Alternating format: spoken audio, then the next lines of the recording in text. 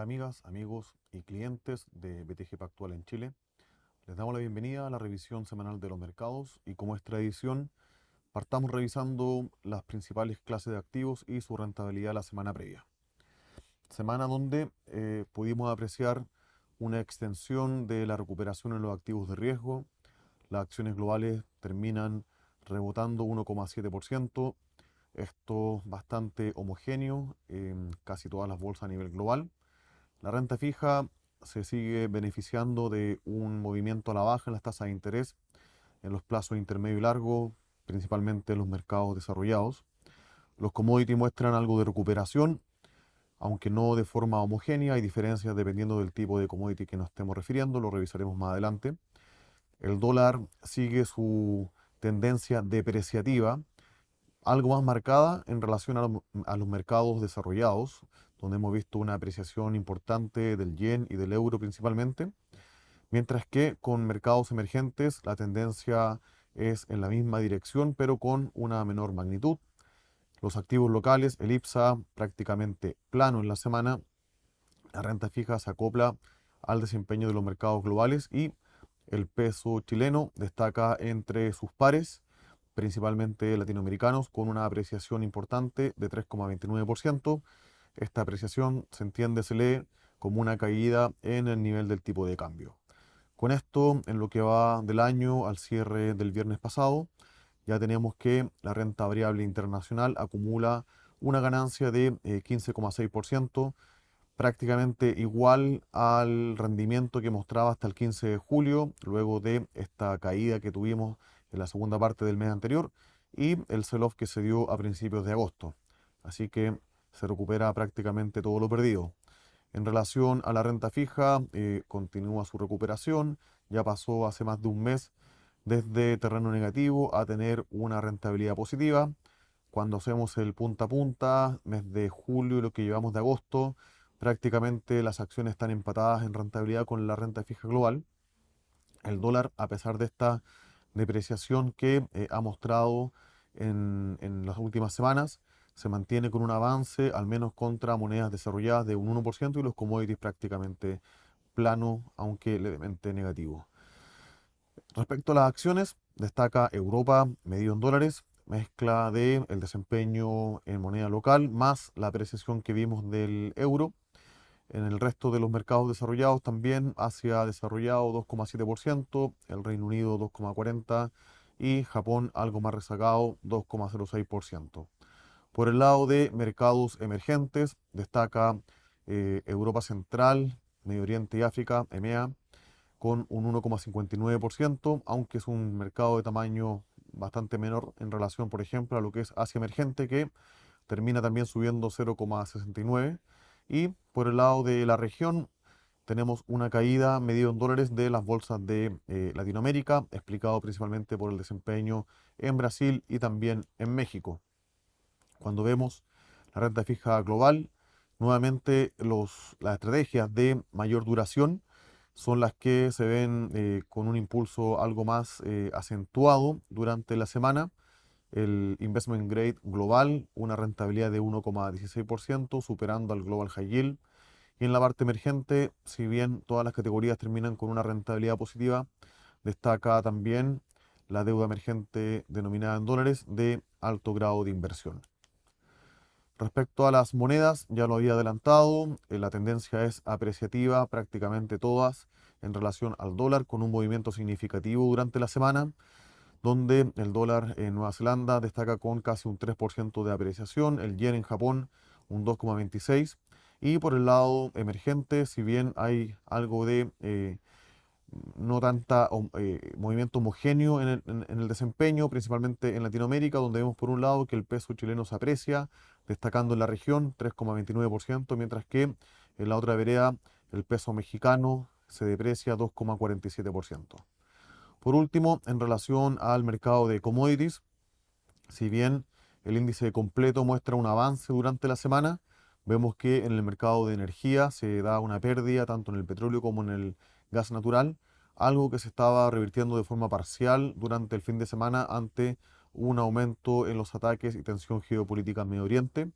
Los metales industriales y preciosos muestran una rentabilidad positiva durante los últimos 7 días, destacando el hierro con un rebote en la semana. El hierro sigue siendo dentro de los commodities el que acumula la mayor caída en el año, más de 30%, ante la debilidad de el uso que tiene este en la fabricación de acero, y este explicado como también una debilidad en el sector industrial, principalmente en China. Y por último, los sectores de agricultura, vemos una caída importante en el precio del trigo. Respecto a las noticias destacadas, la primera, tuvimos el simposio económico de Jackson Hole, organizado por la Fed de Kansas en Estados Unidos, donde la pieza cúlmine fue el día viernes, esta presentación que hizo el presidente del Banco Central Americano, Jerome Powell, donde, y aparece ahí en el titular, dice que el tiempo ha llegado para que la política, en este caso la política monetaria, se ajuste. Y obviamente, como llevamos varios meses, trimestres de tasa de política monetaria en nivel elevado, esta dirección obviamente se entiende a la baja. Dentro de lo destacado en el discurso, primero, que el riesgo al alza en la inflación ha disminuido, y que los riesgos a la baja en relación al empleo han aumentado. Esto se puede entender que una menor creación de empleo, una mayor cantidad de gente volviendo a la fuerza laboral, estaría empujando con algo más de riesgo la tasa de desempleo al alza. Adicionalmente, segunda viñeta muestra que, bueno, el tiempo para realizar el ajuste de política ha llegado, la dirección es clara, y el timing y la magnitud de estos recortes dependerán de los datos que se empiecen a publicar y conocer, la evolución del outlook de la economía y el balance de riesgo, principalmente actividad e inflación. Y por último, harán todo lo que puedan para sostener, apoyar un mercado laboral fuerte, en la medida que busquen estabilidad en precios. El nivel actual de tasa de política monetaria aparece ahí destacado. En la política monetaria actual da un amplio margen para responder a cualquier tipo de riesgo que se pueda enfrentar. Esto incluye el riesgo de un debilitamiento no anticipado en el mercado laboral y sus condiciones. Así que, bueno, efectivamente ya están las condiciones para que el Banco Central en Estados Unidos haga el primer recorte de tasa de interés. Nosotros siempre pensamos que con esta volatilidad de mercado no se justificaba una reunión de emergencia, así que hay que concentrarse en la próxima reunión del mes de septiembre.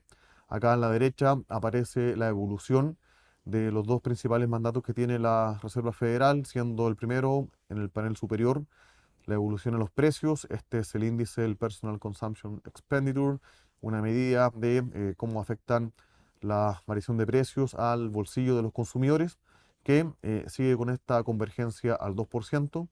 Adicionalmente, podemos ver en el segundo panel, el del medio, la diferencia entre el empleo y, eh, mejor dicho, la tasa de desempleo, y la tasa de desempleo que no generaría mayor inflación, la tasa natural de empleo, donde por ahora el mercado laboral está equilibrado o desequilibrado de forma positiva, pero ya con una convergencia al alza, y son uno de los riesgos que destaca la Reserva Federal. Y por último, abajo, la evolución de la tasa Fed Fund en los últimos casi ya 65 años.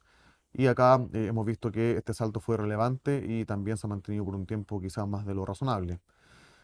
Cuando vemos algunas reglas de política monetaria, por ejemplo, cómo está la inflación actual o la inflación proyectada versus también la proyección de empleo, hoy por hoy algunos de estos modelos nos indican que la tasa Fed Fund debería estar aproximadamente en entre 5 y 5,25%. Por lo tanto, creemos que se justifica un recorte inicial de 25 puntos base. eh, Creemos que hacer un primer recorte de 50 puntos base sería reconocer de forma implícita que el Banco Central actuó de manera retrasada, y que efectivamente los riesgos están algo más altos de lo que ha sido el que se reconoce en los comunicados. Cuando cambiamos los datos de inflación y ponemos lo que el mercado está esperando a un año plazo a través de los break-even de inflación, vemos que si es que se llega a cumplir ese escenario, se justificaría mantener una tasa de política monetaria en torno al 4% en un horizonte de 12 meses. Y acá en el gráfico de la derecha aparece la cantidad de recortes que tiene hoy y ha tenido en los últimos 12 meses implícito el mercado de futuros de tasa Fed, donde para la reunión de septiembre hoy el mercado anticipa 1,3 recorte. Esto se lee un 100% de probabilidad de que se dé un recorte de 25 puntos base en la reunión de septiembre y un 30% de que no sea 25 puntos base, sino que sea de 50 puntos base. Hemos visto la evolución a principios de año, entre diciembre y enero. El mercado tenía asumido entre 5 a 6 recortes ya implementados para la reunión de septiembre. Y podemos ver en los paneles del medio e inferior cuántos recortes adicionales tiene hoy por hoy el mercado implícito para la reunión de noviembre en relación a la de septiembre y para la de diciembre en relación a la de noviembre. Por lo tanto, si hacemos la suma, hoy por hoy el mercado tiene de forma implícita, está asumiendo que tendremos 4 recortes de 25 puntos base de aquí a la reunión de diciembre. Con la información y datos más proyecciones que tenemos arriba de la mesa, esto es un escenario de soft landing, al menos no recesión de aquí a fin de año. Nosotros consideramos que 3 recortes de 25 puntos base serían suficientes. Si el mercado empieza a incorporar una mayor velocidad o profundidad de recorte, efectivamente creemos que es el momento para empezar a cortar nuevamente duración en los portafolios. Segunda noticia destacada de la semana, tuvimos vocería del Banco de Japón. Recordemos que una de las principales causas de esta venta masiva de acciones que se dio a principio de mes fue un unwind, un desarme de carry trade en Japón en relación a los activos del resto del mundo. Acá los riesgos son que si el Banco Central de ese país sigue subiendo la tasa de interés, efectivamente endeudarse o el funding en esa moneda se vuelve más caro y por lo tanto, si se suma a una apreciación del yen, podría efectivamente provocar algo de desequilibrio en los mercados, no solamente de Japón, eventualmente también de carácter global. En esta línea, el gobernador Ueda dice que el Banco de Japón sí está preparado para subir las tasas de política, siempre y cuando el crecimiento y la inflación estén en línea con lo que son las proyecciones del Banco de Japón, pero adicionalmente sin que se vea una alta volatilidad de los mercados financieros globales. Podemos ver en el gráfico de la derecha cómo la evolución de la política monetaria en Japón va en la dirección contraria de lo que está pasando, por ejemplo, en Estados Unidos en septiembre, en Europa, que ya tuvo un primer recorte de tasa de 25 puntos base, también con lo que está haciendo el Banco de Inglaterra, con lo que está haciendo el Banco de Canadá, que ya lleva más de un recorte, y con lo que eventualmente estaría implementando el Banco de Australia. Así que es un aspecto a monitorear. Para lo que fue la semana pasada, en relación a el rendimiento de acciones, en la parte internacional en Estados Unidos, dentro de los más destacados, tenemos las acciones de Target, por ejemplo, al alza, también las acciones de Albemarle en la empresa relacionada al litio. Si bien en los precios que uno puede seguir de forma semanal se dio una nueva caída en los últimos 5 días, sí vimos un rebote en las acciones de esta compañía. Hemos visto también algo más de estabilidad en la cotización de los precios de Sokimich. A la baja destacan, en este caso, bueno, es bastante heterogéneo los rendimientos, por ejemplo, Moderna, donde si bien siguen siendo uno de los principales fabricantes de vacuna contra el COVID, la demanda marginal se ve cada día más contenida.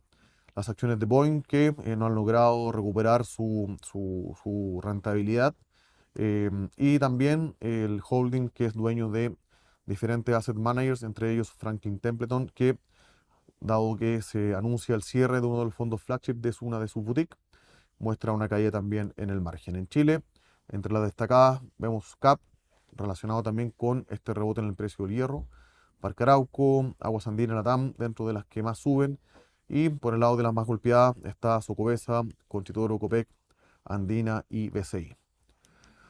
Para esta semana tenemos ya la última cola, lo que queda de resultados de empresas en Estados Unidos. Ya han reportado más del 90 y algo por ciento de sus compañías. Y lo principal, quiero destacar las acciones de o la empresa Nvidia. El día 28 de agosto estará reportando sus resultados. Obviamente el mercado sigue muy de cerca y atento a esta publicación. El gráfico de la derecha, el cuadro, aparece la evolución en el negocio que está dedicado a la venta para data centers y relacionados de Nvidia. Las barras azules ha mostrado un crecimiento significativo, pasando ya a competidores relevantes como es el caso de Intel. Y las proyecciones que tiene hoy el mercado son bastante, no sé si llamarlo optimistas, pero sí bastante desafiantes en relación al crecimiento potencial.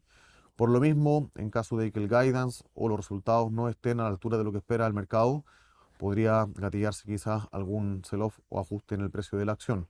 Abajo, solo para considerar el orden de magnitud, estamos hablando de un nivel de ventas mucho más elevado para el negocio relacionado a data centers, ya casi 40 mil millones de dólares en términos anuales, versus, por ejemplo, el origen de esta compañía, que era ventas relacionadas al sector o industria de Computing and Graphics, donde suma actualmente 11.000, 13.000, mejor dicho, millones de dólares en los últimos 12 meses. Así que obviamente acá hay un cambio importante en la composición de ingresos de la compañía.